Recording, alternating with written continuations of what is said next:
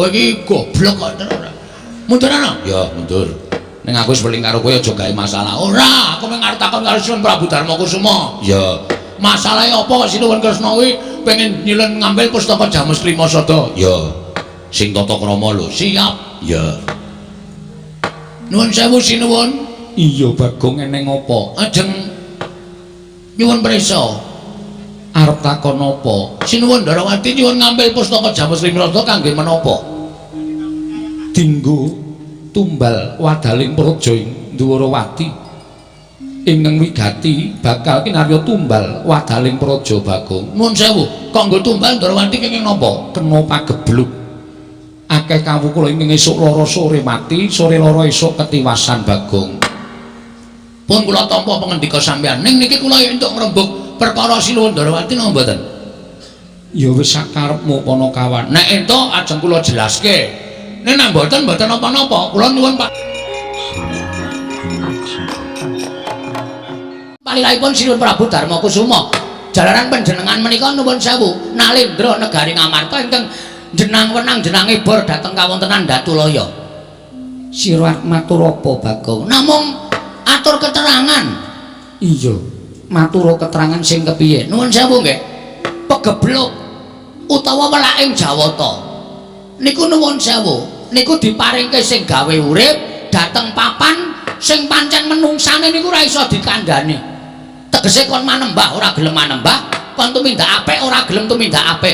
Niku dewa mesti paring pagebluk kalih papan niku. Sranane digawe napa mawon, larang sandang, larang pangan, ketukulan ditandur ora tukul. Niku sing gawe Gusti. Iya. Nah, sakniki kula aturi metung sinuwun. Nalendra Lenggah-Siniwaka menika nuwun sewu, sampun ngantos gampil gugu dhateng aturipun sinten kemawon.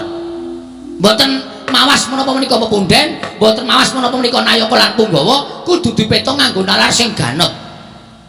Lire piye Bagong? Saniki kula tak takon. Ngastina niku sing dadi Ratu Prabu Duryudana. Sakurawane, teng mriku enten Sengkuni, teng mriku enten Durna. Niku menungsa pendak dina do gawe dosa. Iya. Ning ra kok ora ketaman pegebluk. Kok ayem-ayem mawon, kok tentrem-tentrem mawon. Terus saniki kula tak nyuwun besok karo sampeyan. Negara sing ratune Titis Dewa niku negari pundi? Negara Ndharawati. Betul. Negara sing ratune Titis Dewa niku negara Ndharawati. Iya, Panakawan Bagong. Titising Sang Hyang Bathara Wisnu. Saiki negara sing ratune Ratu Lumrah, ora Titis Dewa, ora ketaman pegebluk. Kok negara sing ketunggon Ratu Titis Dewa kok ketaman pegebluk niku nuwun sewu. Napa ketemu nalar? Apa ketemu ngakal? Monggo sing dadi Ratu Titis Dewa lho. Lah niki, enten niki panjenengan niku aja gampang percaya. Ratu niku nek gampang percaya morat-marit negarane. Ratu niku nek ora nggunakake paningal batin, ming paningal lair tok, morat-marit negarane. Saniki ketemune ngeten mawon. Ketemune piye Bagong? Nuwun sewu, jaman sak mangke menika aja percaya karo wong sing paling cedhak kali panjenengan, aja percaya karo kanca sampeyan. Nuwun sewu rencang sampeyan. Mergo ana tetembungan kedung jero iso dijajaki, ning atine menungsa sapa sing ngerti. Niki akeh sing kanca tegel karo kanca, sedulur tegel karo sedulure dhewe, merga mung kepengin kedulungan derajat pangkat, merga mung kepengin kedulungan bondo donya. Niku lho, Den. Mula panjenengan kudu menggali babakan perkara niku. Nuwun sewu, saniki pertanyaannya, ya nek iki Kresna tenan, nek udu ayo. Nek udu Kresna, terus pustaka Jamus Lima Sada digawa nata Ndharawati, digawa teng negara Ndharawati. Dienggo tumbane apik-apike mung dipendhem. Monggo dipendhem niku ora bakal bali meneh. Monggo pustaka Jamus Lima Sada menika panggesanganipun para Pandhawa. Menika panggesanganipun para kawula sak negara Ngamarta. Nek nganti Pandhawa koncatan pustaka Jamus Lima Sada, wong sing ora seneng karo para Pandhawa, arep gawe kampitunaning Pandhawa, arep gawe cilakaning Pandhawa, niku bebasan angel mijet koyo ngranti suwe banyu sinaring. Monggo pusaka wis kebaca dadekke tumbal. Sampeyan wis ora duwe pusaka Jamus Lima Sada, wong sing ora seneng karo Pandhawa, gawe cilakaning Pandhawa gampang. Goleki Kresna sing gawa wis ora ana, merga nuwun sewu niki mung gaweane wong. Napa sampeyan mboten percaya, mboten cilaka? Iya Bagong. Nggih, mula Nuwun sewu lho, kula ora arep obong-obong siji lan sijine. Ning niki benerke kahanan supaya kabeh menika iso kelakon ora ana sing dirugeke ngoten. Ning nek Semar niku karepe Pandhawa rawuh 5 cacahe teng Karang Kadempel. Ora ndek niat napa-napa. Pandhawa ora pisah karo Pustaka Jamus Lima Sada. Lah tegese Semar niku pancen ngerti nek Pustaka Jamus Lima Sada niku ora bakal pisah karo para Pandhawa. Nek pusaka mangparinge Sinuwun Darawati menggo tumbal wis ta, yakin ora mulih pusaka. Niku yakin kula mboten ajeng aja-aja ora bakal bali teng tanganing para Pandhawa. Pandhawa kelangan Pustaka Jamus Lima Sada. Nah, wong sing ora seneng karo para Pandhawa, gawe cilakaning Pandhawa, angel mijet wae nganti suwe banyu sinaring. Saniki ngeten Sinuwun. Niku terserah sampean. Ajeng mangparinge Sinuwun Darawati napa kula kalih Petruk niku monggo. Ning kula suwun kula cek nyekeli aturipun Bagong. Kula aturi gatosaken aturipun Bagong. Mang petang-petang teng penggalih panjenengan. Bener sapa? Ngoten. Apik mangparinge Sinuwun Darawati napa apik mangparinge Bagong? Niku teng lambe ati sampean. Nek apik mangparinge Kresna nggih mangparinge Kresna, nek apik mangparinge Bagong nggih mangparinge Bagong. Nek nggih niku nek diparingi Kresna menggo tumbal, nek diparingi Bagong ora pisah karo para Pandhawa prapteng Karang Kadempel. Ngoten mawon. Ngatos-atos lho. Saniki akeh wong nyewake sandangan wayang wong. Nek nganti niki pandal maning menungsa sing niate mengargae rusak negara Ngamarta terus nyilih nyewa sandangan wayang wong wujude Kresna mengargo apus-apus. Wah, sampean cilaka. Yakin niku. Kula mboten gawe-gawe.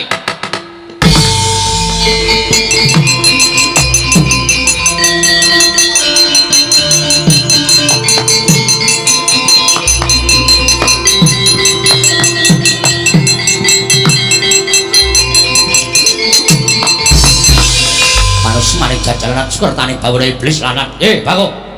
Ponokawan Bagong. Mudyar kowe.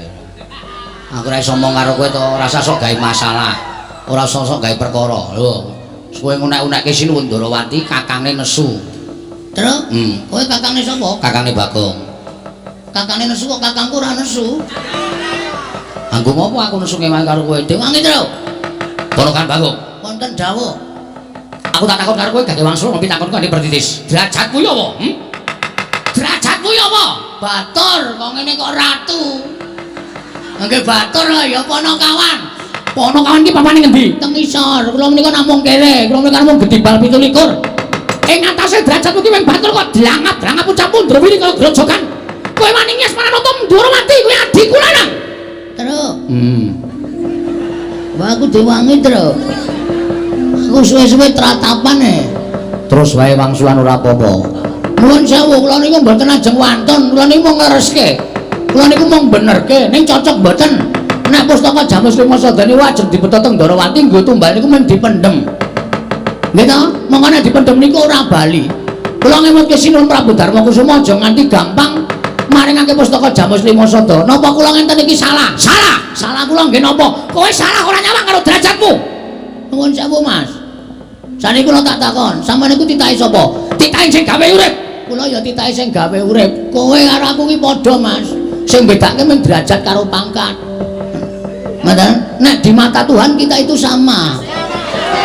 Sama-sama manusia. Aja sok tumindak kaya ngono kuwi, aja sok ngelokke kowe kere. Kowe gedibal. Kowe ki mung melek nyolok mripat. Dosa, Mas. Tandane dosa sampeyan aja gagas kaya ngene iki, aja ngunekke kawula sing elek kaya ngene iki, aja ngunekke kawula sing ringkih kaya ngene iki. Sampeyan iso dadi ratu niku mergo tak coblos rai sampeyan. Gong, kowe le omong malah dadi masalah iki. Cerewet kowe mena. Untal ndasmu sisan. Kon ngewangi ora gelem malah meden-medeni wis kowe cengok. Ala denane bacot wani ya bacot nyemplung kali. Wis terus ya mengkari ndodok. Lho. Kok mengkari ndodok piye ora?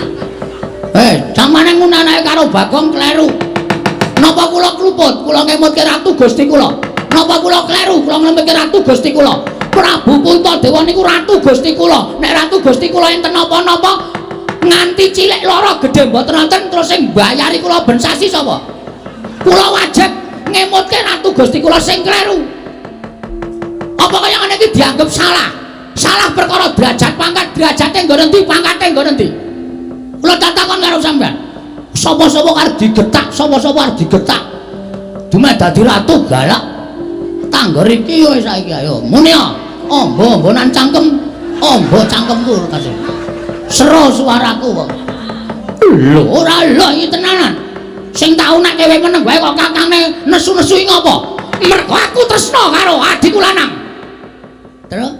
Kowe tresna ora karo aku? Nek kowe tresna kowe muni ngono iki lho, men aku marem lho. Amoh, oh setan iki. Ora gelem muni ngono to? Ora. Kowe wani ngasmane Kyai Prabu Ndrawati padha karo wani karo Nata Mandura Prabu Baladewa. Kowe wani nglani jajane Kyai Prabu Ndrawati padha karo wani karo Nata Mandura Prabu Baladewa. Kowe ngilo karo kahananmu.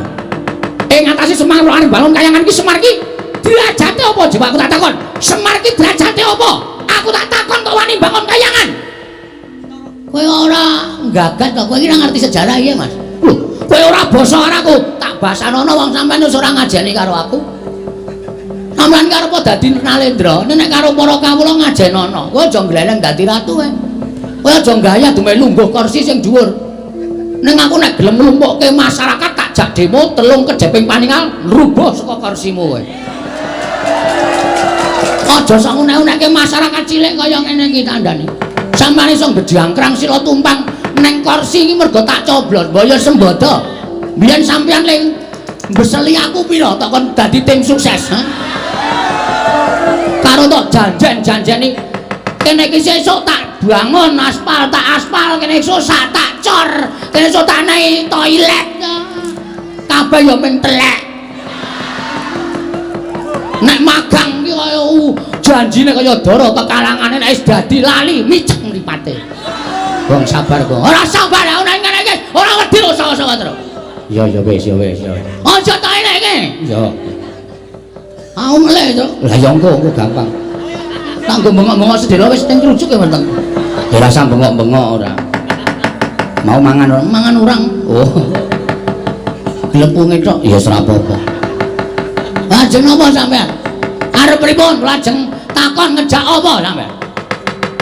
Wis rasa kekan gunung saiki iki Bali. Nun, saiki iki Bali. Bali piye? Ora samboyong Pandhawa, Bali.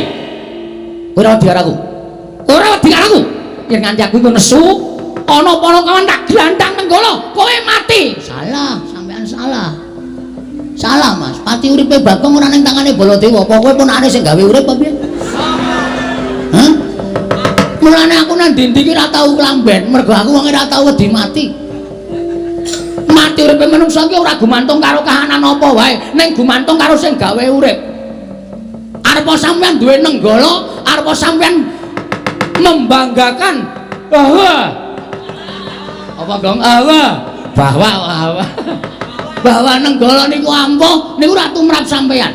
Ning ampuh ing pusaka, ampuh ing aji-aji menika nek diridhoi karo Allah Subhanahu wa taala. Nek Gusti ora ngeparengake pusakamu ki ampuh, ambok tok tamake apa-apa ora bakal ampuh. Ngono? Ya jalo piye tokno nek ora percaya. Nek iso mlebu nang wetenge Bagong berarti aku dipesthekke mati saka tangane Prabu Baladewa. Nek Bagong ditamani nenggala ora apa-apa, kewirangan kowe bol. Lho. Bol piye? Jenengmu sapa? Baladewa, tundang bol kok ora gelem. Apa kon ngundang boyok ngono? Dhuwure bol. Dhuwure bol jengkolmu ora. Angkeme ora. Wah. Nek ngono kok ora di karo Baladewa. Ora mboten wedi karo sampean. Bebasanipun ngaten niku. Sak kranjang koplak ngendikaning Prabu Baladewa, kula lebetke kuping kiwa tak tokke kuping tengen. Ning sekelima ngendikaning Sinul Prabu Duryudana. Lho. Puntadewa Gong. Wah, Puntadewa lali. Bakal kula agem. Badhe kula agem lan badhe kula estaaken dawuhipun. Para parsmane jajalan. Yen ngono cetha kowe wani karo Baladewa. Cetha kowe wani karo Baladewa. Wis saiki bali kono karo bapakmu. Bapakmu ki kok neling, bapakmu ki kon mulat karo kahanane. Bapakmu ki wong sekeng, bapakmu ki wong ora duwe. Kok arep bangun kayangan iki gablek apa? Mbok kon ngilo karo cengele. Mbok kon ngilo karo kahanane. Bapakmu ki wong melarat kok bangun kayangan iki ora ndelok karo kahanane bapakmu kuwi.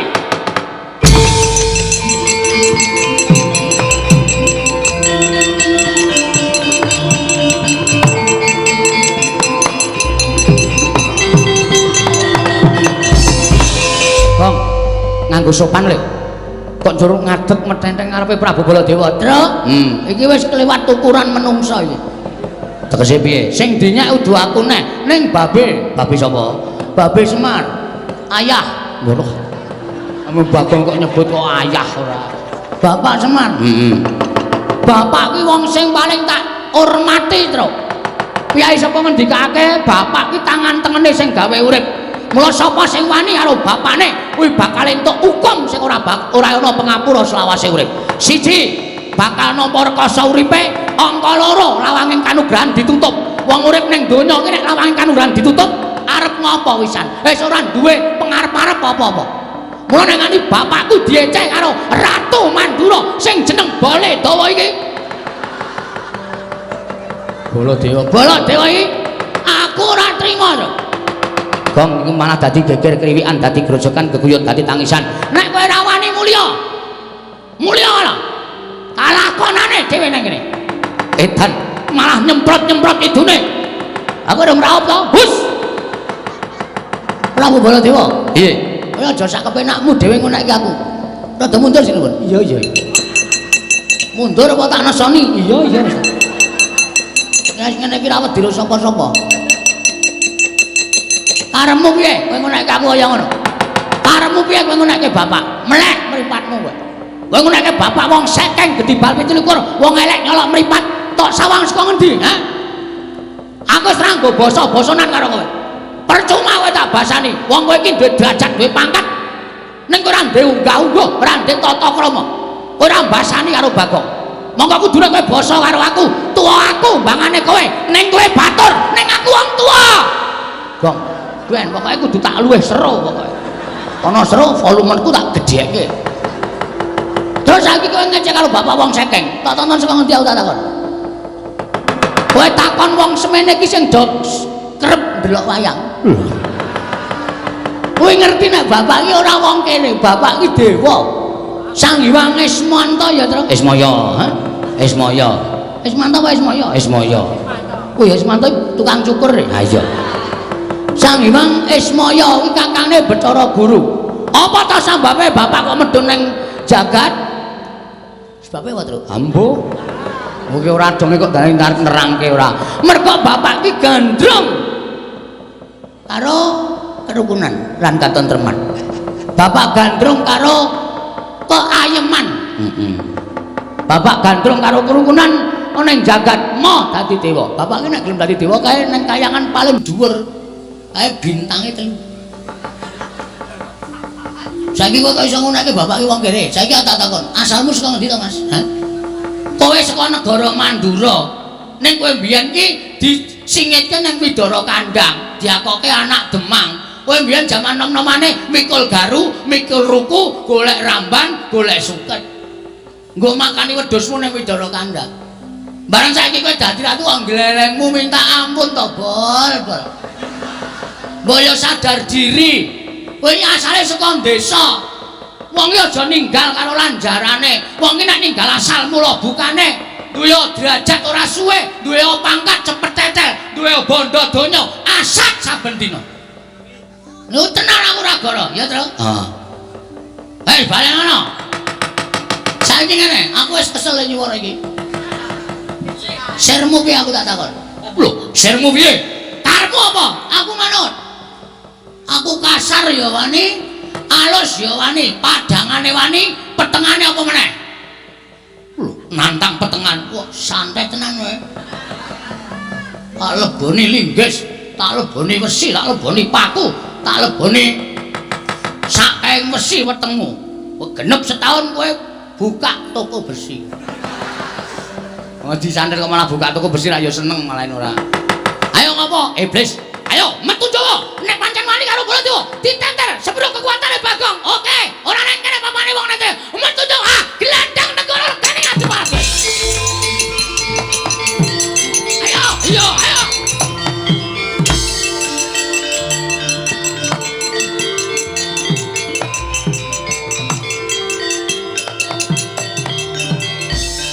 Loh, Gong. Kok balik meneh? Aku meng nyaut cagak kuwi mau apa?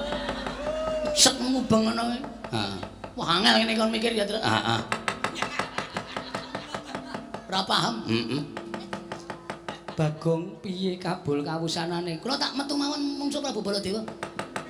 Lah kok ora sida matur.